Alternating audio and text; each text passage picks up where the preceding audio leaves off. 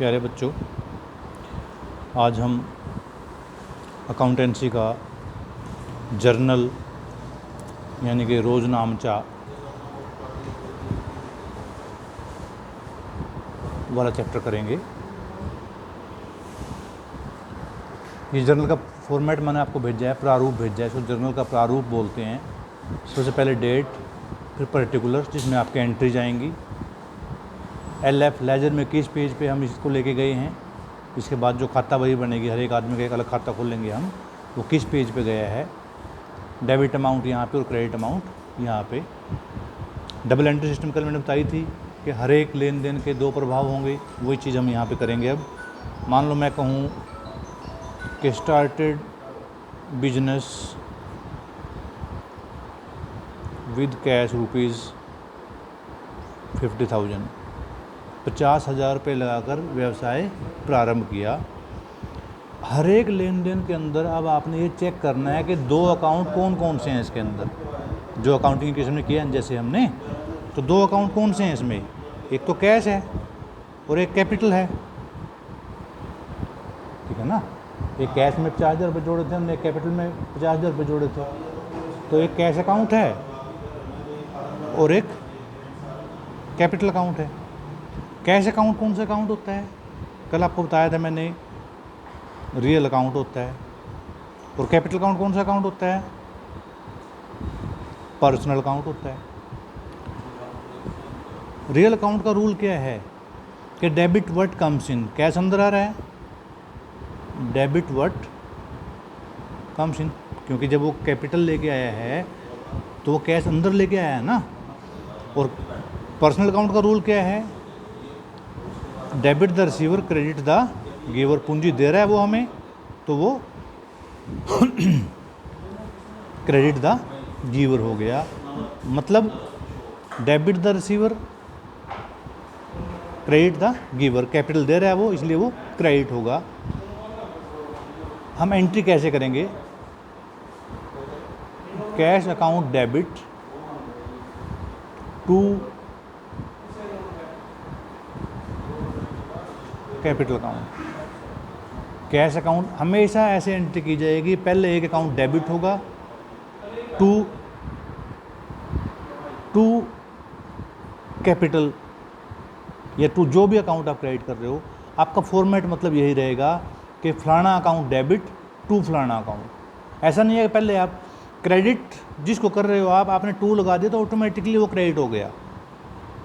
हमने cash account debit ऐसे लिखेंगे, लास्ट में जाके लिखेंगे डेबिट, और जहाँ पे आपका कैश अकाउंट खत्म हो रहा है जगह छोड़ के, यहाँ से स्टार्ट नहीं करना, हमने जगह छोड़ के स्टार्ट करना है टू, और टू में टी बड़ा आएगा, कैपिटल लेटर आएगा टी, टू कैपिटल अकाउंट।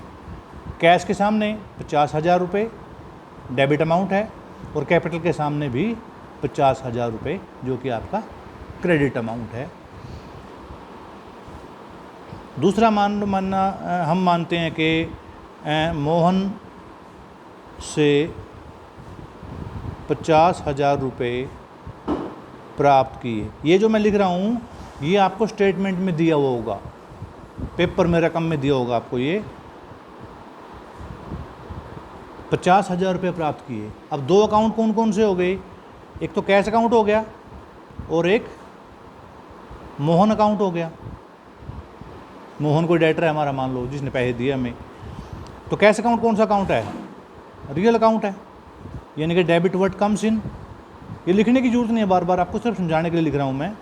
और मोहन अकाउंट पर्सनल अकाउंट है, आदमी का नाम है, debit the receiver credit the giver, Mohan पैसे दे रहा है हमें, मोहन से हमने प्राप्त किए ना, तो मोहन क्रेडिट होगा।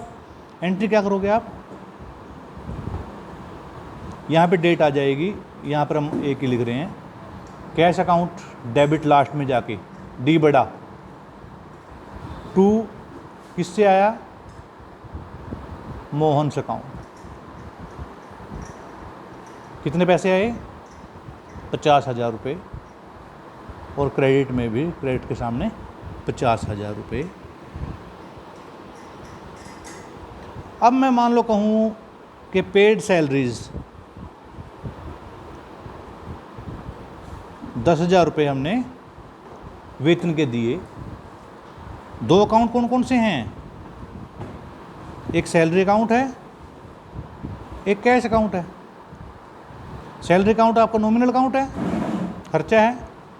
एंट्री क्या होती है? Debit all expenses and losses. Cash account real account है, debit what comes in, credit what goes out, पैसा जा रहा है। क्या एंट्री होगी?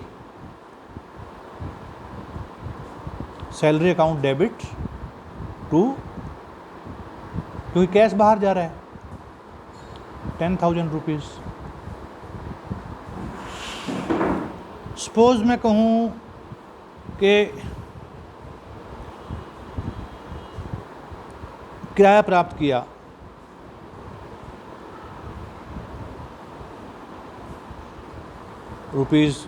₹7,000। दो अकाउंट कौन कौन से हो गए? एक कैश और एक रेंट। कैश रियल है, debit what comes in, credit what goes out आ रहा है, तो debit what comes in. Rent income है यहाँ आपकी, debit all expenses and losses, credit all incomes and gains.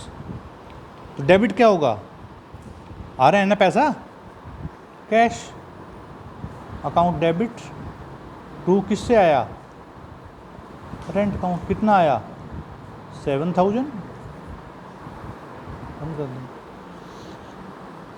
इसमें कुछ शॉर्टकट्स हैं, मैं आपको वो शॉर्टकट्स बता देता हूँ आज।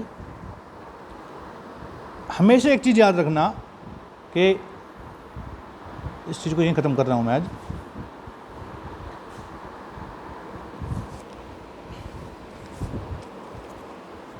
क्या याद रखना है हमेशा? कैश जब भी आएगा तो हमेशा डेबिट होगा, सोचने की ज़रूरत नहीं। और कैश जब भी जाएगा तो हमेशा क्रेडिट होगा।